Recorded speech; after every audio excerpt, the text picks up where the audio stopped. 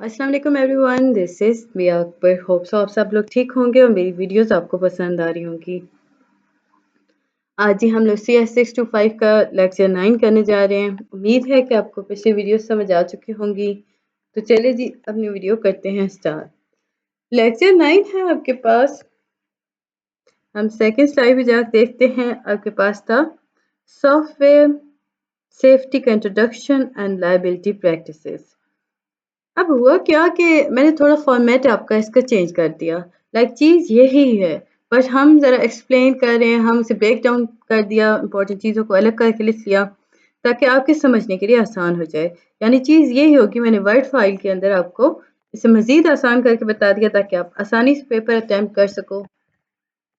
अब लेक्चर 9 है। सबसे पहले इंट्रोडक्शन। मेन पॉइंट क्या है इसका? मेन पॉइंट ये है कि जो कंप्यूटर है, इसने कंप्यूटर कंट्रोल सिस्टम जो है वो अब बहुत फैल चुका है।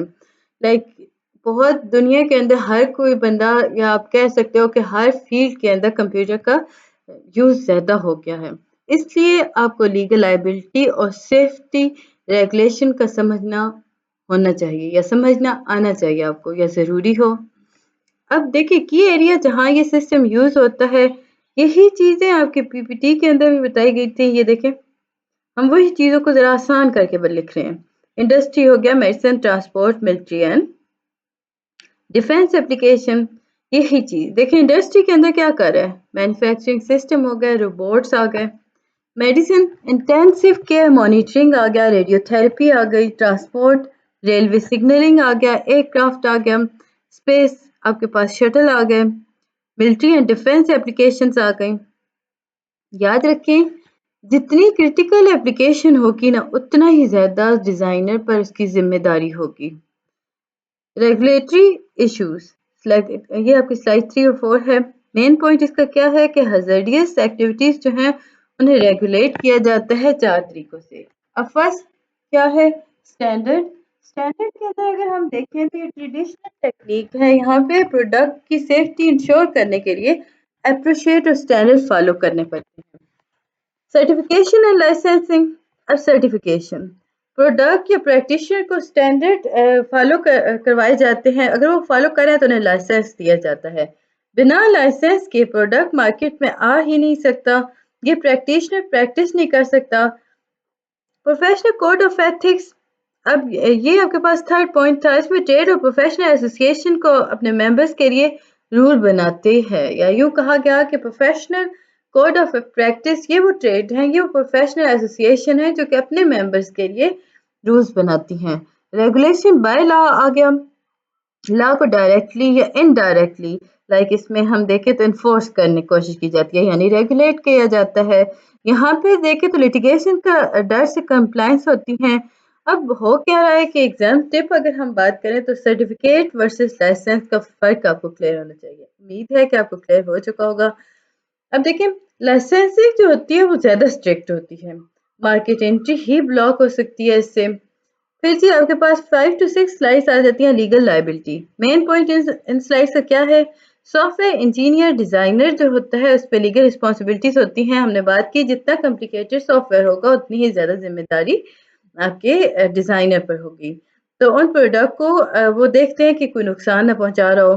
Product liability, consumer protection act 1987 के अंदर मैन्युफैक्चरर, डिस्ट्रीब्यूटर, सप्लायर, रिटेलर सबको रिस्पॉन्सिबल बताया गया था कि अगर प्रोडक्ट डिफेक्टिव हो जाती है, डैमेज हो जाती है, तो इन सब का वजह होगी, या यूँ समझ लें कि ये सब रिस्पॉन्सिबल होंगे। कॉन्ट्रैक्ट में कितनी भी लिमिटेशन हो, डिफेक्ट होने पर सीपीए या यूँ कह लें कि निगलेक्ट करने पर कॉमन लॉ के अंदर लायबिलिटी आ सकती है। नेग्लिजेंस। अब देखिए, मैन्युफैक्चरर और डिजाइनर ने ड्यू केयर नहीं लिया कंस्ट्रक्शन डिजाइन में, इसकी वजह से कोई इंजरी फेलियर हुआ तो वो नेग्लिजेंस के अंदर आता है। एग्जाम टिप देखें कि प्रोडक्ट लायबिलिटी और नेग्लिजेंस दोनों अलग कॉन्सेप्ट हैं। प्रोडक्ट लायबिलिटी डिफेक्ट बेस्ड होती है और नेग्लिजेंस होती है वो केयर ड्यूटी बेस्ड होती है। इसी तरह कंपिटेंस, ट्रेनिंग और एक्सपीरियंस आ गया। ये आपके पास स्लाइड 7 है। अगर आप चाहें तो मैं आपको स्लाइड दिखा देती हूँ ताकि आपका कंफ्यूजन दूर हो जाए। आप लोग ये ना समझे कि मैं उससे खुद से लिख रही हूँ। देखें, कंप्यूटेंस, ट्रेनिंग एंड एक्सपीरियंस। सो हम हर स्लाइड वाइज चलेंगे। اس کا مین پوائنٹ کیا ہے کہ یہ ایک چیک لسٹ ہے جو سسٹم سیفٹی ڈٹرمن کرتی ہے. ایگزام میں لسٹ بیس کوشچن آ سکتے ہیں. ہیزرڈ انالائسس میں ہو رہے ہوتے ہیں, ریکوائرمنٹ اور اسپیسیفکیشن ہو رہی ہوتی ہیں, سسٹم ریلائبلٹی اور سیفٹی ہوتی ہے, ڈیزائنز آ گئے, ٹیسٹنگ ڈیبگنگ آ گئی, اس میں سیفٹی انٹیگریٹی اور انالائسس اور رسک اسیسمنٹ آ گئی, ڈاکومنٹیشن آ گئی. اگر over all exam focus summary کی بات کی جائے تو یہ لیکچر جو ہے 3 پلر پر بیس ہے. پہلا ہے ریگولیشن کے طریقے, لیگل لائبلٹی کی type, second third one is safety کو افیکٹ کرنے والے فیکٹر. ان تینوں کی ڈیفینیشن اور ڈفرینس کلیئر یاد رکھنا سب سے زیادہ امپورٹنٹ ہے. امید ہے کہ آپ کو یہ چیز سمجھ آ رہی ہوگی اور آپ لوگوں نے میرے چینل کو لائک اور سبسکرائب کر دیا ہوگا. جلدی سے لیکچر 10 کو دیکھ لیتے ہیں. فرسٹ میں تو آپ کو وہ لکھا آتا ہے CS 625. تو سیکنڈ سلائڈ سے ہم شروع کرتے ہیں. اس کا مین پوائنٹ کیا ہے؟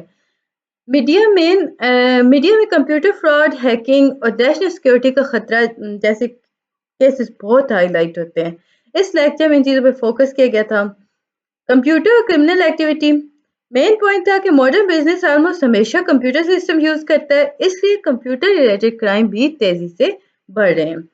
اب جیسے کہ انٹرنیٹ نے نئے سیکیورٹی رسک پیدا کیے ہیں, کمپیوٹر کرائم میں شارپ رائز ہوا ہے.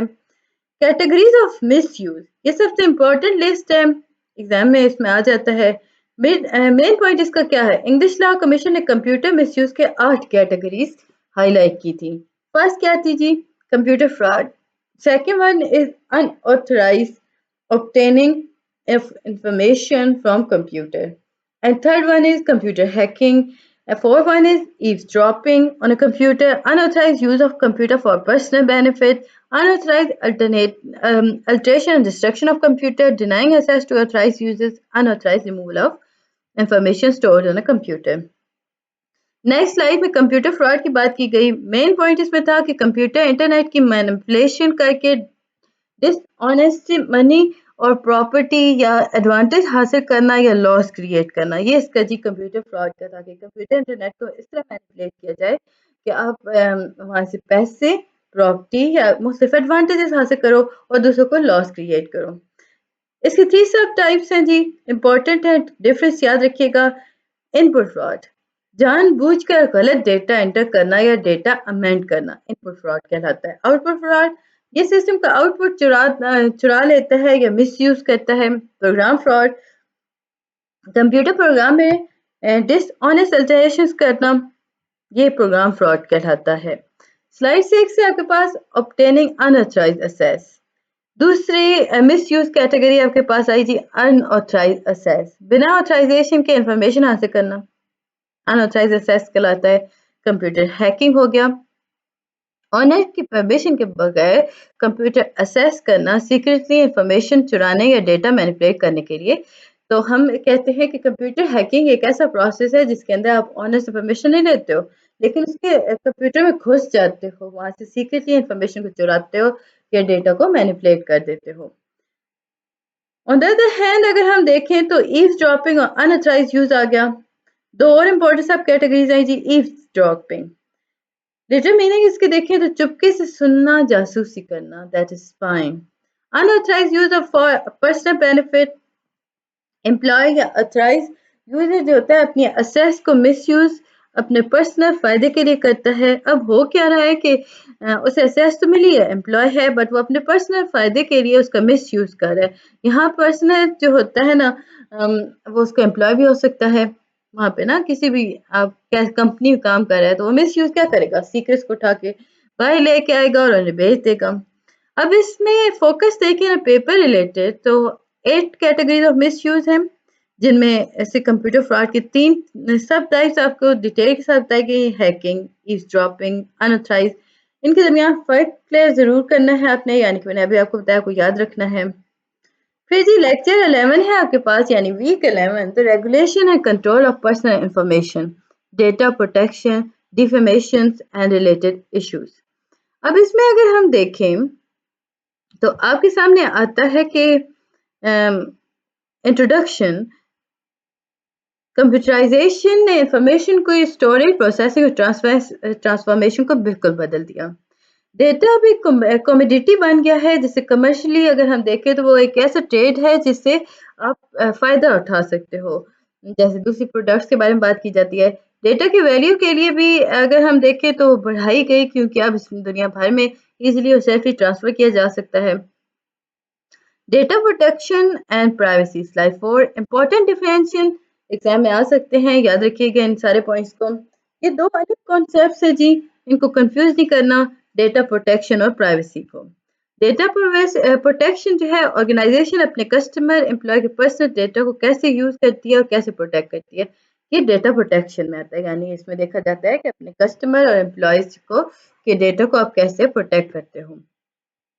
پرائیویسی انڈیویڈ کا وہ لیگل آرگنائزیشن رائٹ جس سے وہ اپنی انفارمیشن کو کسی خاص گروپ سے سیکرٹ رکھتا ہے, اسے پرائیویسی کہا جاتا ہے. فرق, دونوں پروٹیکشن زیادہ تر آرگنائزیشن کی ذمہ داری ہوتی ہیں جبکہ پرائیویسی انڈیویڈ کا رائٹ ہے. یاد رکھیں ذمہ داری تو ہے کہ ڈیٹا پروٹیکشن اور پرائیویسی پرووائڈ کی جائے, لیکن پرائیویسی ایک ایسی چیز ہے جو انڈیویڈ کا اپنا رائٹ ہوتا ہے.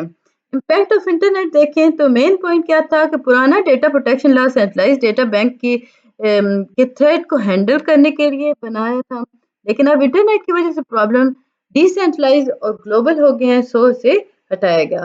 اور سوال یہاں یہ پیدا ہوتا ہے کہ پرانا ڈیٹا پروٹیکشن لا جو ہے وہ نئے ڈی سینٹرلائز یعنی انٹرنیٹ WWW کے انوائرمنٹ کے اندر کنٹرول کر سکتے ہیں. تو یہ اس میں پوائنٹ بات کی گئی تھی سلائڈ میں. سلائڈ 6 کے اندر ہم وہ فیکٹر جو کہ ڈیٹا پروسیسنگ کو ریگولیٹ کرتے ہیں. ڈیٹا پروسیسنگ کو ریگولیٹ کرنا مشکل ہے کیونکہ ٹیکنالوجی جو ہے وہ ریپڈلی ایڈوانس ہو رہی ہے.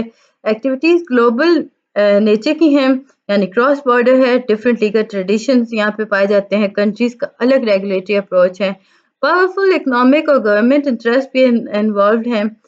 Convergence of data protection practices, internet یا انٹرنیشنل ایگریمنٹ اور نیشنل لا کی وجہ سے ڈیٹا پروٹیکشن رولز میں ایک ہارمونائزنگ اور کنورجنس افیکٹ آیا ہے. For example data protection principle جو ہے اس میں فیئر یوز گائیڈ لائن ہو رہی ہے. انہوں نے ڈفرینٹ کنٹریز کی نیشنل رجسٹریشن کو ایک جیسا یعنی ہارمونائز بنانے میں مدد کی ہے. اگر ڈیفیمیشن اور پروٹیکشن آف ریپوٹیشن دیکھا جائے تو کمپیوٹر نیٹ ورک پر انفارمیشن پھیلانا آسان ہے, اس سے ڈیفیمیشن کے کیسز بڑھ رہے ہیں.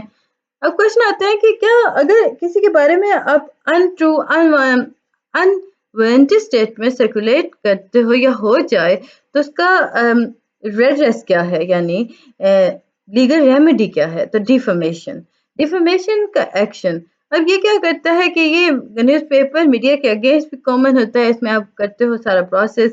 زیادہ تر جو ہوتا ہے نا آپ کے پاس ریپوٹیشن کو نقصان پہنچانے کے لیے یہ پروسیس کیا جاتا ہے.